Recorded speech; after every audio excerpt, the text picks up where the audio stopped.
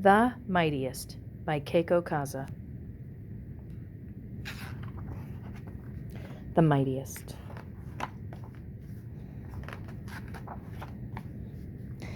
Deep in the quiet woods, there was a golden crown sitting on a rock.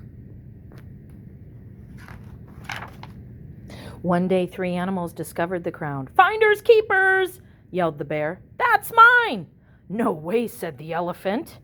"I saw it first." "Wait, guys," said the lion. "Something's written there on the rock. It says, 'For the Mightiest.'"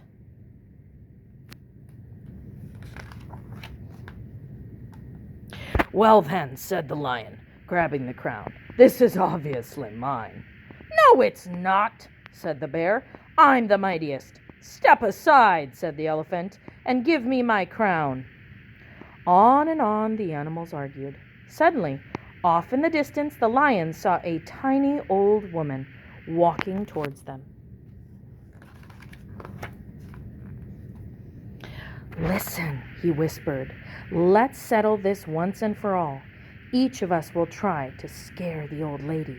Whoever scares her the most wins the crown." "Sounds fair," the others agreed. So they hid behind the bushes and waited anxiously for the tiny old woman to come near. When she finally reached the bushes,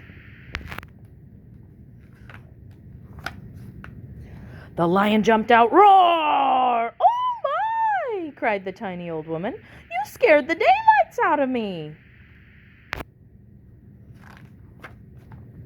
Then the bear jumped up. "Grrr! Oh my!" cried the tiny woman. "You scared the daylights out of me."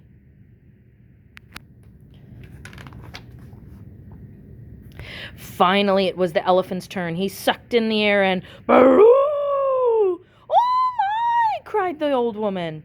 "You scared the daylights out of me."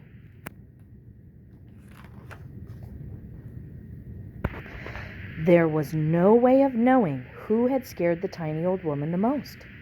"My roar made her jump," boasted the lion. "My grr had her shaking in her boots," growled the bear.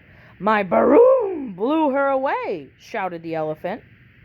They were so busy arguing, they didn't notice that they had company.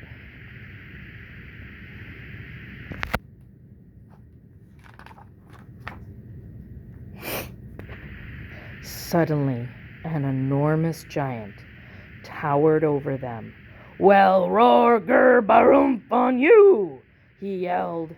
"I happen to be the biggest and baddest and the mightiest giant in the world. Now give me that crown."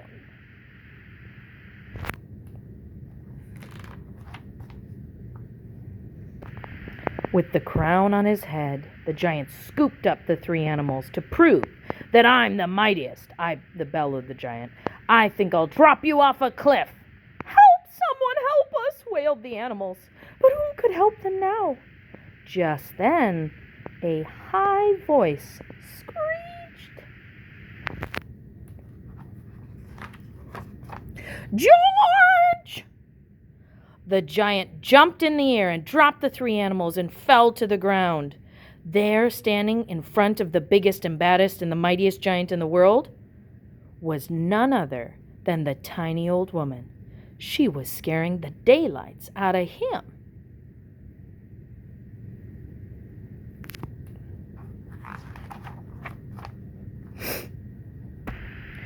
"George," she yelled, "how many times have I told you to not pick on poor, helpless creatures?" Lots of times, Mama," whimpered the giant. "I won't do it again. Honest, Mama, I promise." "Good, George," said the mama. "I'm glad to hear that." The animals couldn't believe their eyes. They snatched the crown away from the giant.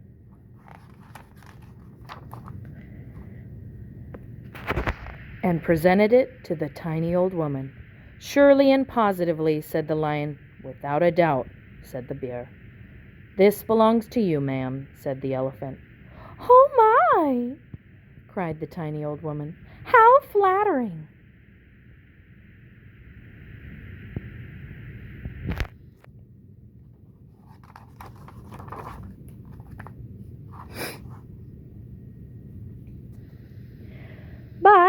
said the woman. "I don't really need this. Let's put it back where you found it." "Put it back?" they asked her. "Yes," said the tiny old woman. "I have my little hat, and that's enough for me." George and the animals looked at her with admiration. The mightiest didn't need a crown after all.